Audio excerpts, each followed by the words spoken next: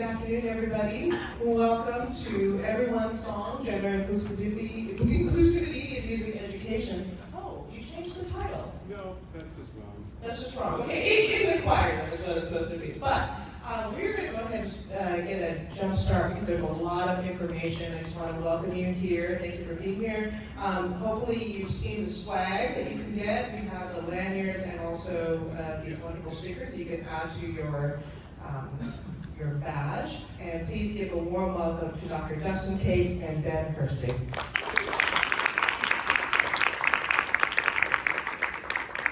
Good afternoon, everyone. Thanks so much for being here. We're very excited to be here. And let's get it started. Let's do it. All right, so before we begin to talk about gender inclusivity in the choir room, let's just talk about the kind of interactions we want to have in here today, but also make some transfers about how those interactions might happen in our choral rehearsals as well. We love to say, as we should, that we create safe spaces in a whole bunch of different buildings and rooms and organizations, and that's good. We should do that. Sort of fundamentally centered around Maslow's hierarchy of needs, which is a difficult thing to say sometimes. And that's very important, but this is a starting point.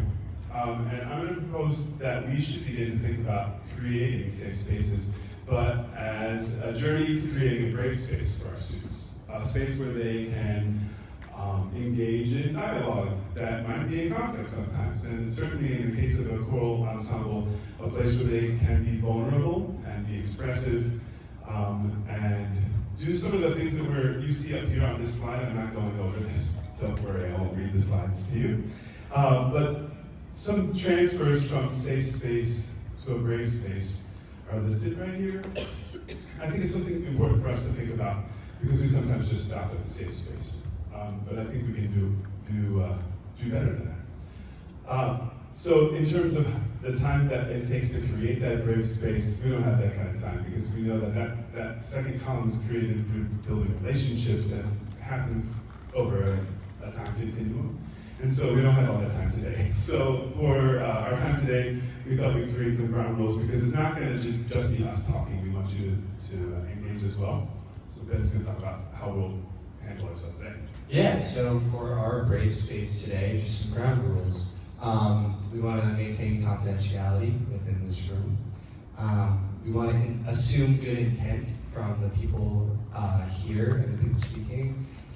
Think about the intention of what you're saying, what you want it to be, versus the function, what it actually might be interpreted as.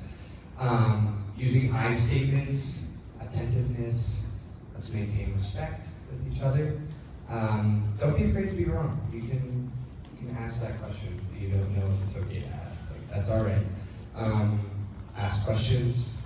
Listen for understanding, not to respond. I think a lot of the time I listen to respond and I'm like, oh, this person is telling me a story and I'm going to respond to it, but maybe they just want their story to be heard. They might not want a response from me. They might just want to be heard, you know? Lean into discomfort. Recognize that we all have different levels of experience. Connect your personal experiences to the discussion. We'll have a little bit of discussion. Wait, why am I talking or why aren't I talking? And then I struggle with the why am I talking a lot. Yeah, Sorry. Yeah. And then laugh and enjoy our time together. So far, ready to it. So a little bit about each of us as in terms of creating a space where we feel like we know a little bit about each other. I wish we could pass around the mic and share, but we will do a little bit of sharing. Click. That's great. This is my family. I am originally from Kansas City, Missouri. Any Chiefs fans out there? Yeah. Yes. Kansas City, Missouri, home of barbecue, Patrick Mahomes, Kansas City Chiefs. But I do have something to tell you that I don't live in Kansas City anymore. I live in Philadelphia, which was very problematic over the past few weeks.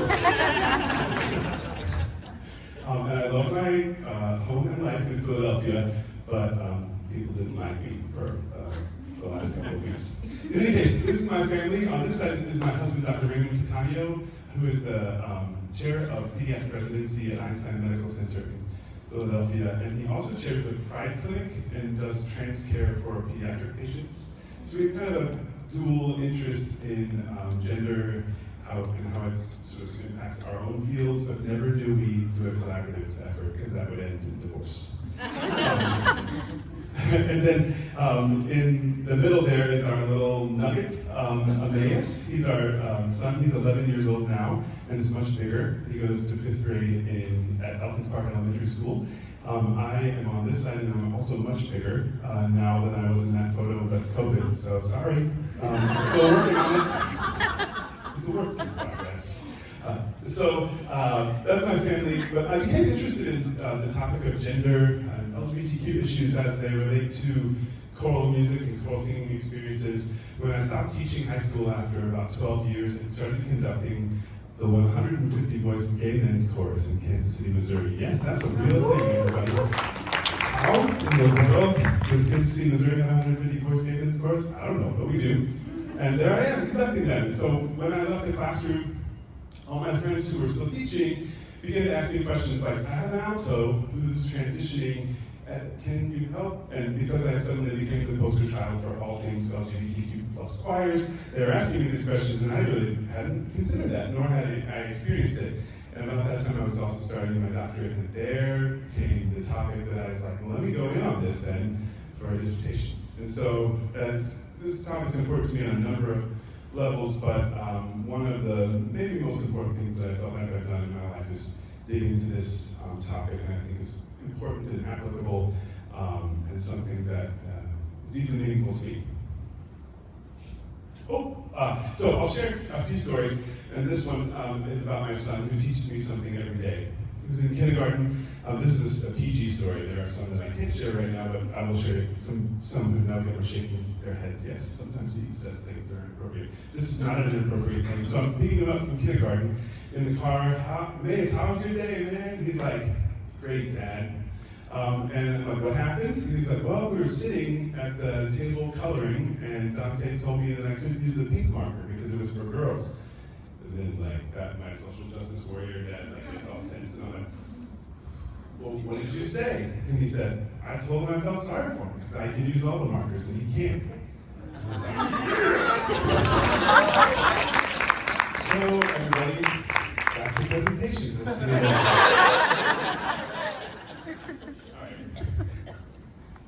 So, hi, my name is Ben. My pronouns are he, him, and I'm a transgender man, which means that when I was born, the doctors told my parents, it's a girl, and then I grew up and I was like, oh, that's just not true.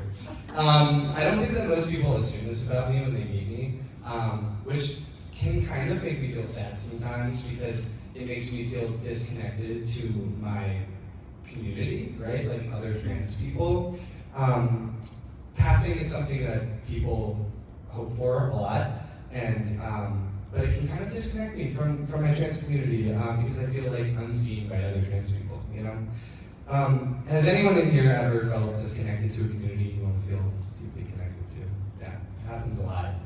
And I believe making our students feel connected to and seen is like the most important thing that we can do as educators. And as music educators, we have this incredible opportunity to create a safe and brave space for our students to explore and be creative, which is awesome. Before we learn any music and before we learn any choreography, they need to feel safe and they need to feel seen. A great example of this is the experience that I had in high school. I was privileged to have a choir teacher who really took all of my life experiences very seriously. He was able to make me feel seen in a way that I had just never been seen before. The fact that I was trans played like seemingly no part in him suggesting I audition for honor choirs or audition for even all-state choir, which was super cool. As soon as I asked him to call me a different name or different pronouns, he changed like immediately and didn't make a fuss about it whatsoever, which was super cool. He didn't, to him it wasn't a big deal to change the name of his ensembles or his language if it meant that his students were happy and doing the things that he wanted to do, which was make music. And we all wanted to be there to do that too, which I thought was awesome. And this is how seriously I hope that every music educator can take these situations. So that's me. When I was a kid, adorable. Humble, yeah. So I have a question for you all, and we can raise our hands or shout out. What do good choir teachers do? Just shout it out. You teach your children to be the best humans possible first before you can be a great musician. Teach them to be good humans. Anyone else?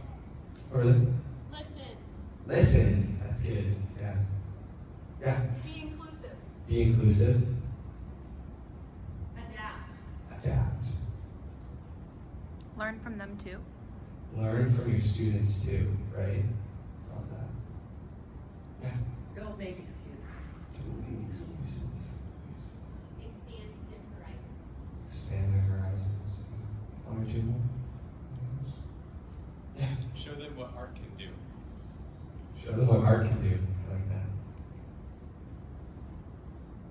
I'm really glad that nobody said functional piano. Because you know what I have?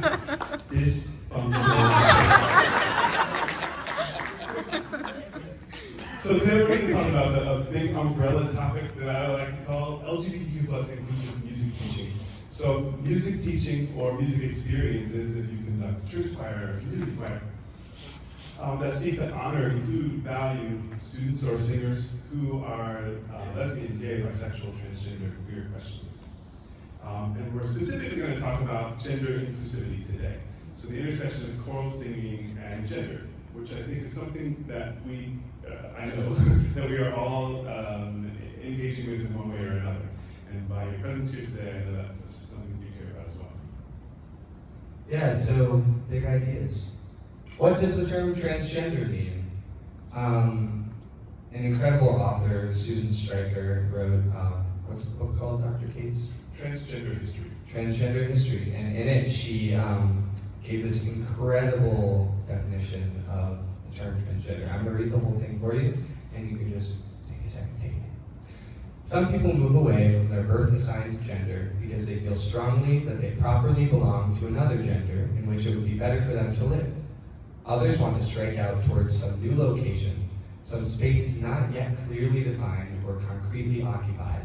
Still, others simply feel the need to get away from the conventional expectations bound up with the gender that was initially put upon them. In any case, it is the movement across a socially imposed boundary away from an unchosen starting place, rather than any particular destination or mode of transition, that best characterizes the concept of transgender. Now that was long, but I think my favorite part that I relate to is still others simply feel the need to get away.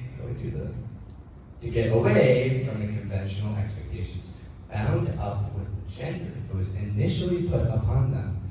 That's how I feel. It was put upon me, you know? It was put upon all of us.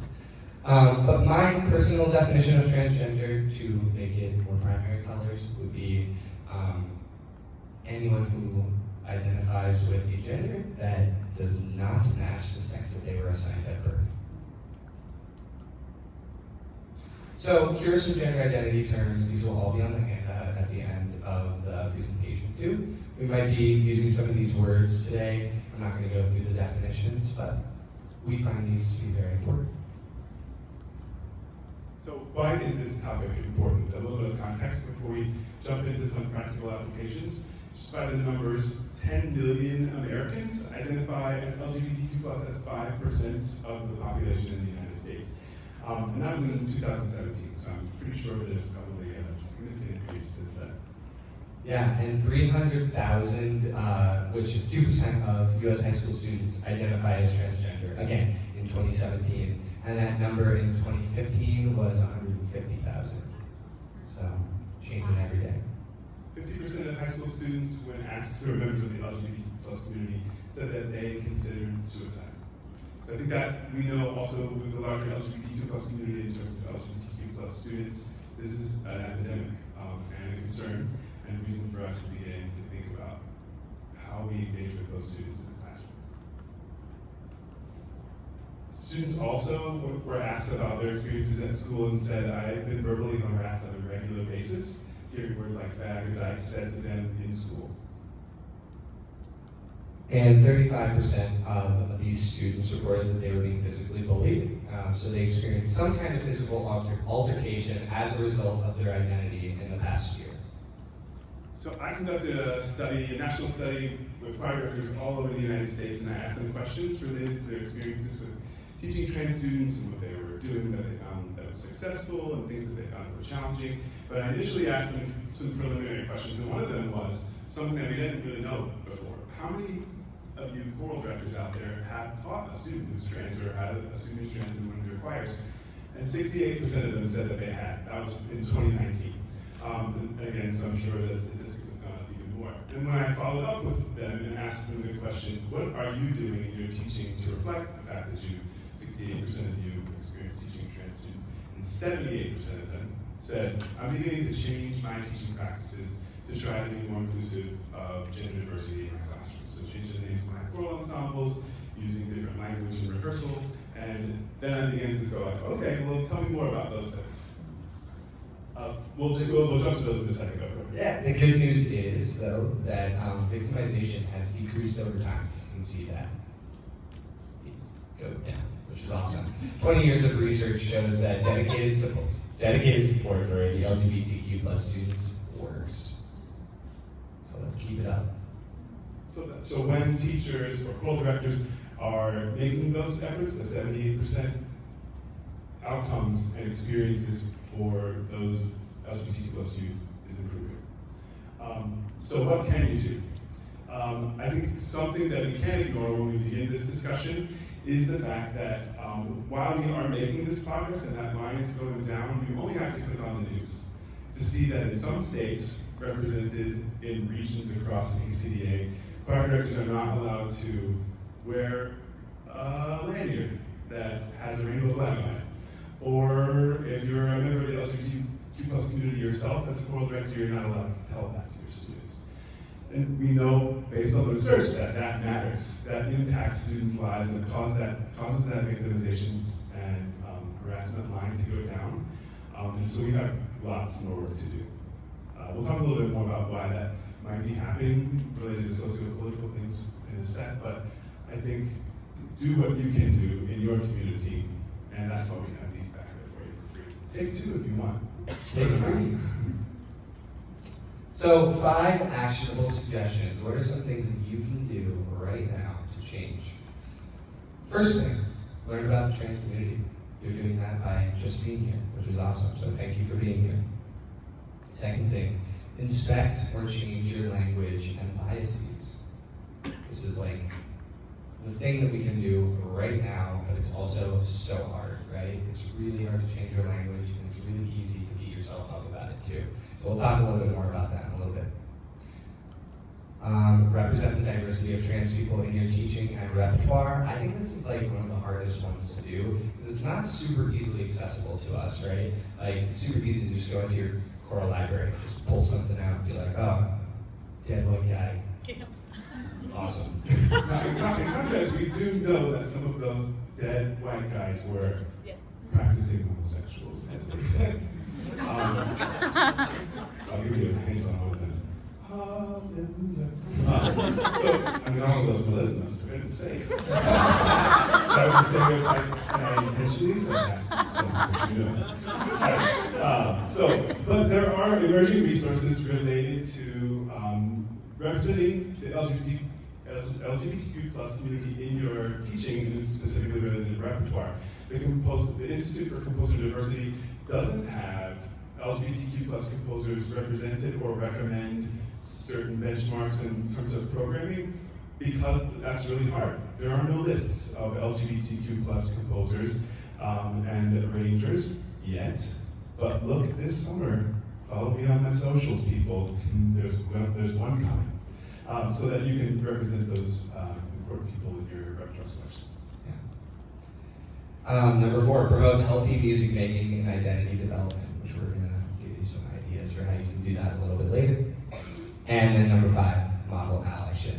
Even if students know that they can share their pronouns or name with you, that can change their whole life. You know, even those 2 seconds of hey, feel free to share your pronouns on the first day of class, right?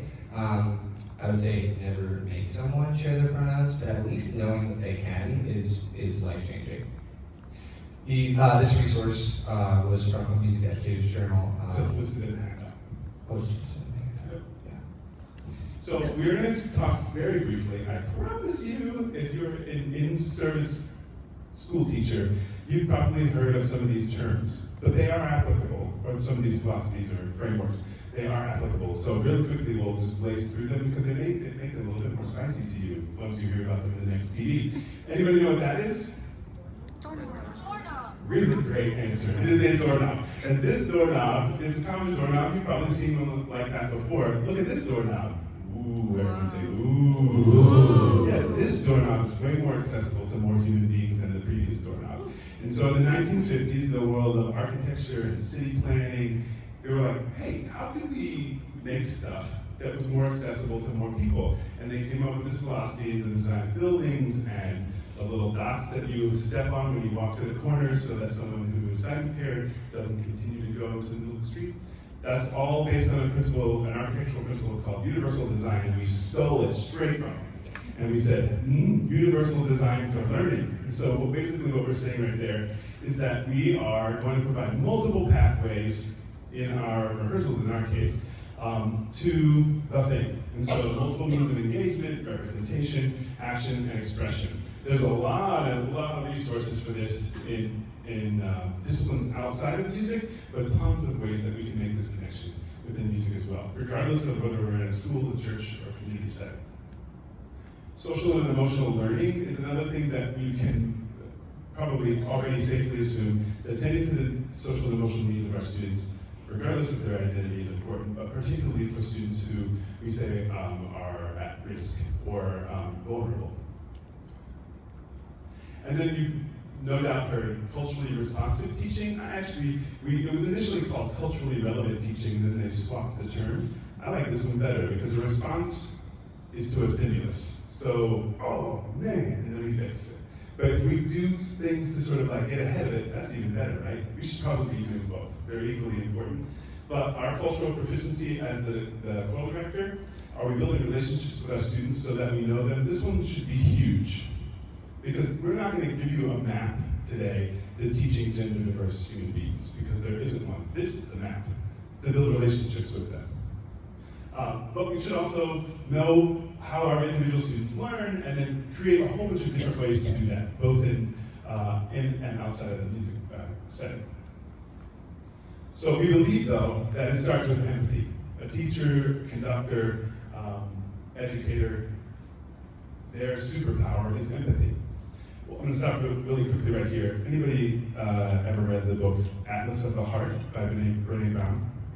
Brene Brown. Can we get some stamps for Brene Brown? Yes.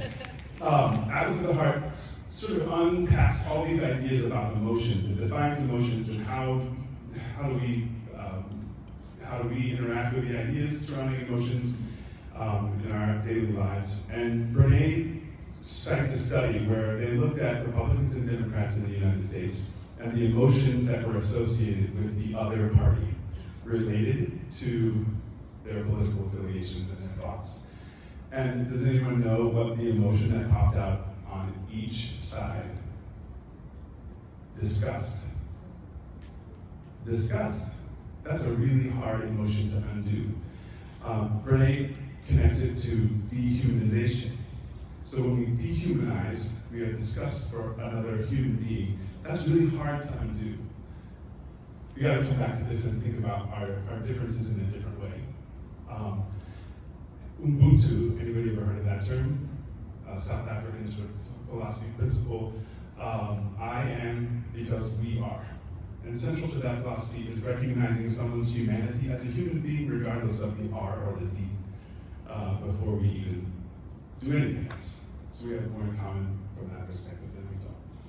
But we believe it starts with empathy. So just a quick video on that.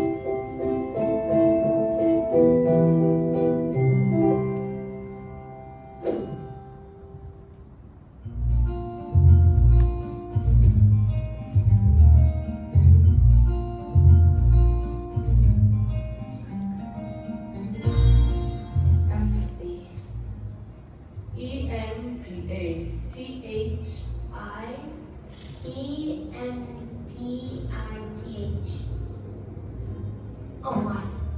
I have no idea how you spell that. Empathy is like what you feel, like how you feel about somebody. For me, the word empathy means And you put yourself in somebody else's shoes. Like if a person's having a problem, you can help them because you know how they're feeling. My friend, she was having some conflicts and I was trying to see her point of view.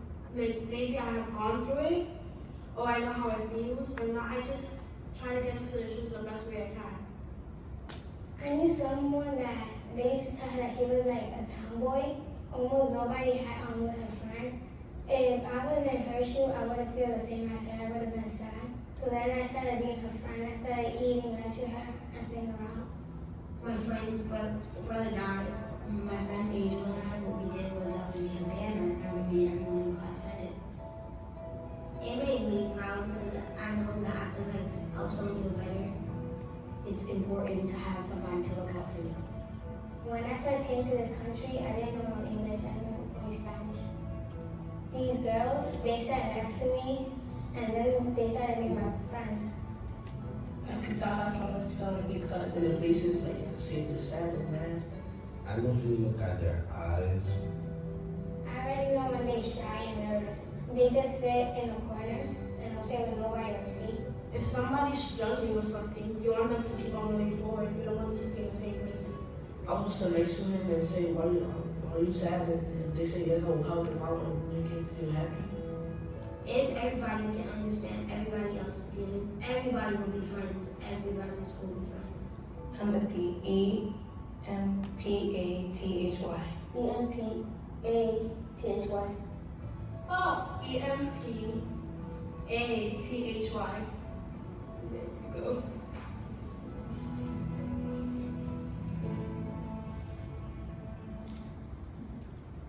All right, so we want to know, as an educator, as a music educator, how do you spell empathy? That's just something that you can think about in your head. So I heard Eugene Rogers once, I think I was at a Southwest ACDA presentation, and that was when Eugene Rogers, University of Michigan, he was the chair of the Diversity Initiatives Committee for ACDA, and he was giving a speech to us and said, we really named the committee wrong. It should really be called the Empathy Committee. And then I'm stealing totally what he did here, and I credit him for that. But then he sort of said, hey, begin to think of some things in your life and experiences that are contrasting from other folks. I'll give you a couple of examples. I don't know what it's like to open a piece of music and not know what line to read. A non-musical example, I don't know what it's like to get pulled over by a police officer and be fearful for my life. So take 15 seconds, think in your head, one that's true for you, an experience that contrasts your own. And we'll share, no force sharing though, only if you want to.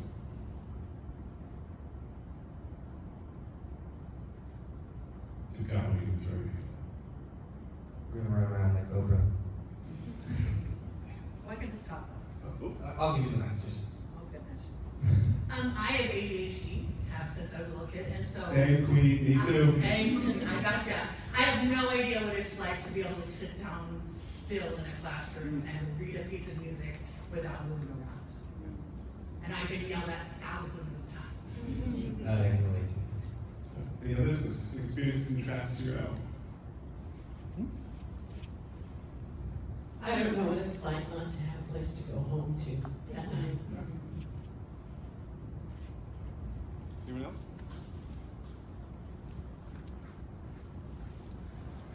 I don't know what it's like to come out to my parents.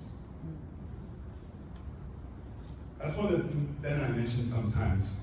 That beginning introduction, if we were just straight dudes up here, we would not have had that feeling in our stomach when we came out to you at the beginning of this presentation.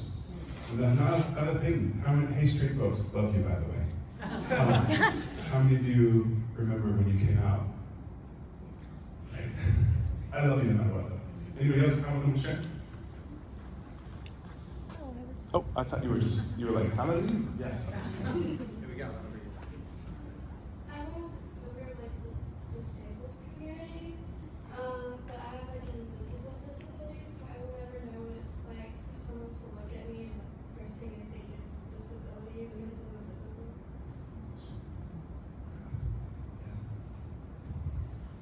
it's like to be seen as a threat or a creep if playing with kids in a playground setting?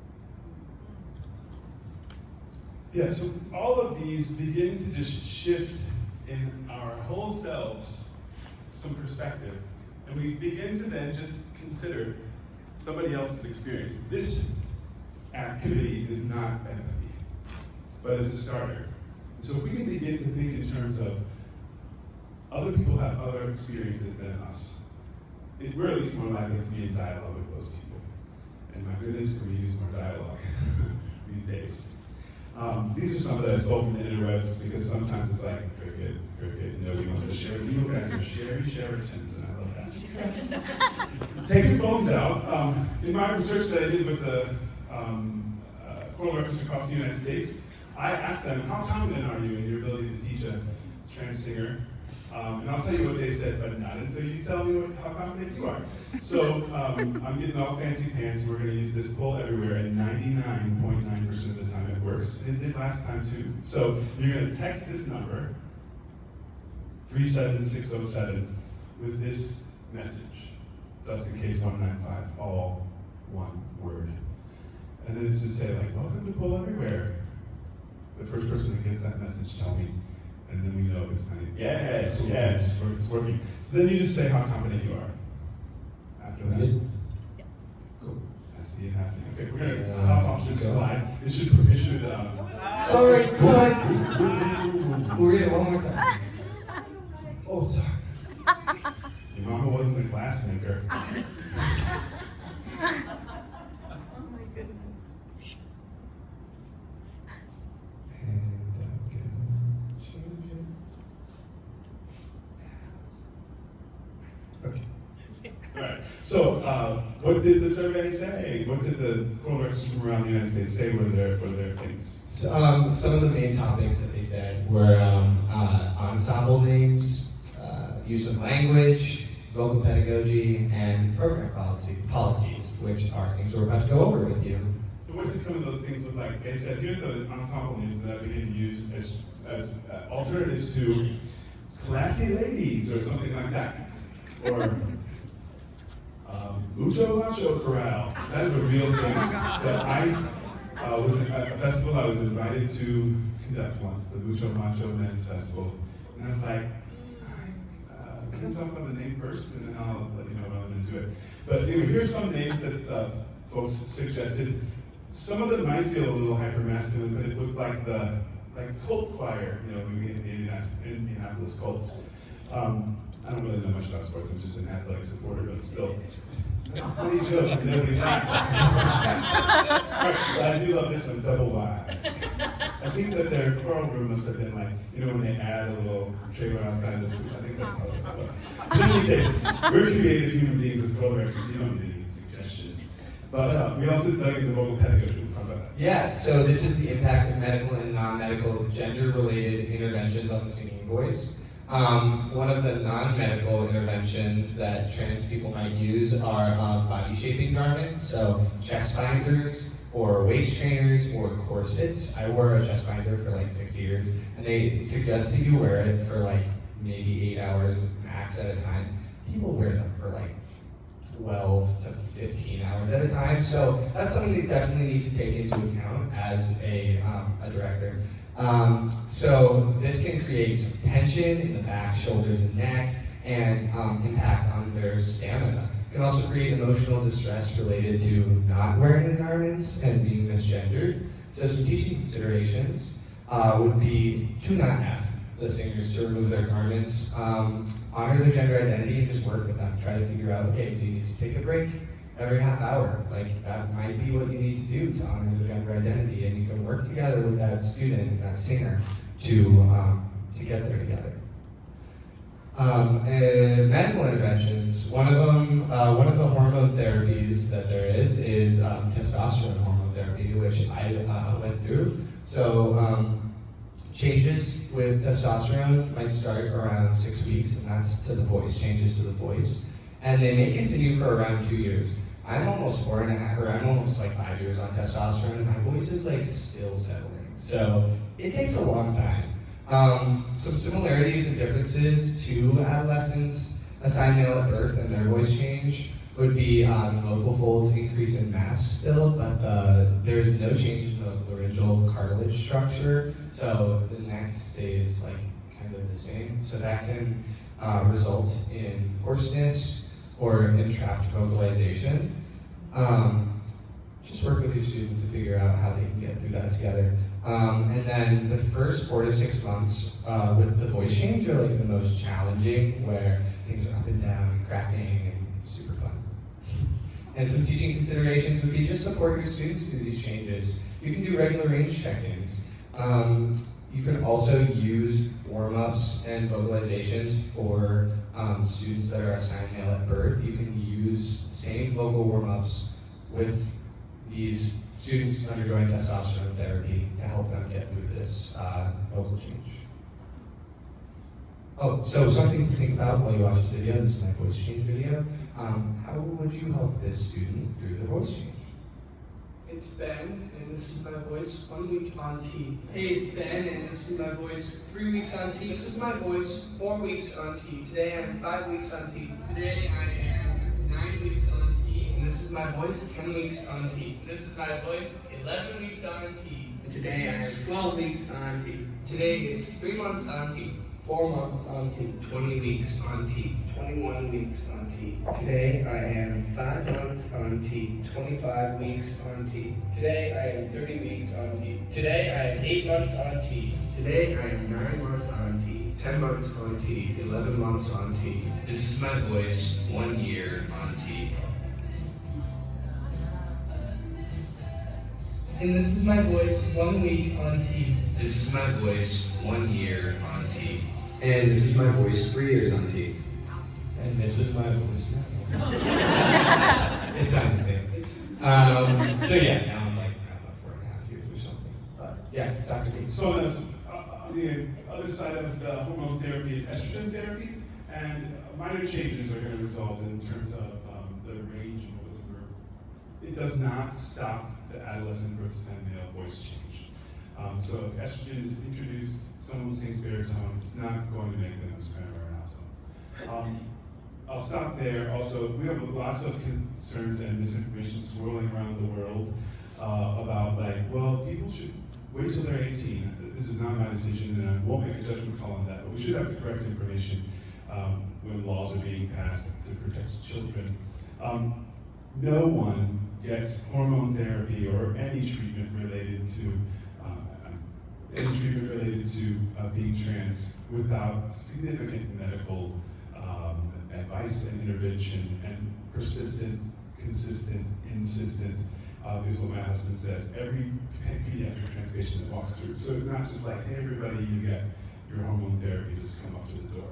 Not so like Oprah. Yeah, that's you go to hormone therapy. So in any case, if you hear that, say, no, that's not true. So swelling of the vocal folds is related to introduction of the hormones. And then with all of this, we support our students. It's not our job to say, don't do that. Yeah. Also, really quick, I just want to make sure everyone knows not everyone goes through hormone therapy, especially in like middle school, high school, even college. It might just not happen. People might not want it. They might not be able to access it. So we also talk about instructional language. It was a big, huge thing that emerged in the data. I said, what's the big challenge? They said, changing the language that I use in instruction. What was the easiest thing? Changing the language that I use in instruction.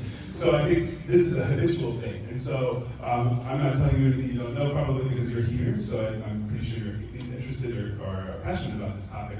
But thinking in terms of how can we reframe what we say, just to be more inclusive to more people and be more universally designed.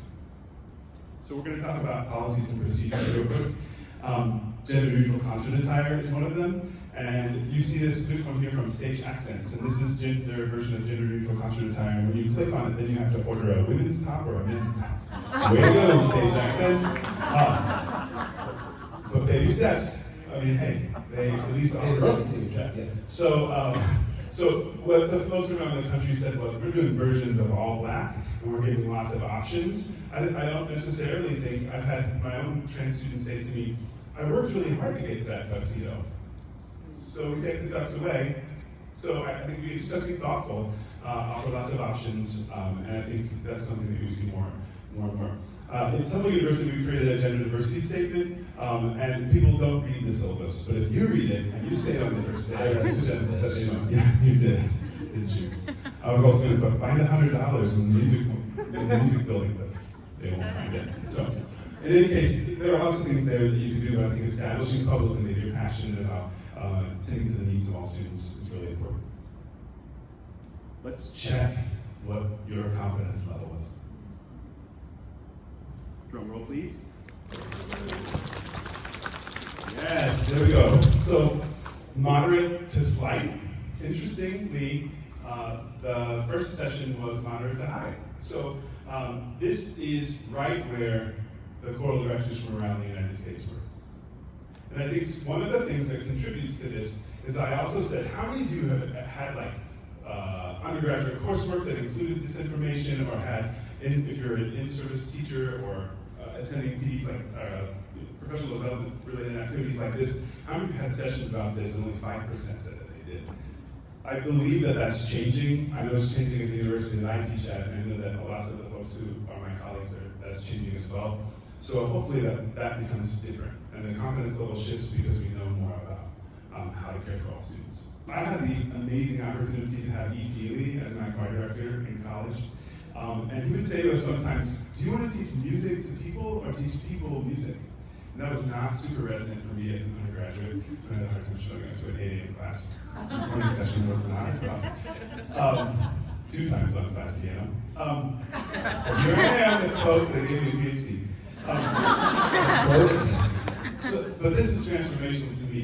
We need to teach people music, and it just enriches the entire experience for all of us, makes the world a better place.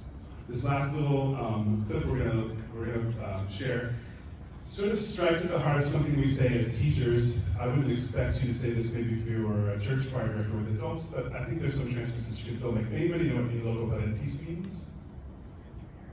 Crazy parents, perhaps? In place of parents, yeah. And so this next little audio clip we're going to play is a story of a mom and her amazing little boy, and make some transfers. This little boy could be in your 7:30 a.m. Tuesday, Thursday special chorus. Every time it does that. It's the StoryCorps podcast from NPR. I'm Jasmine Morris.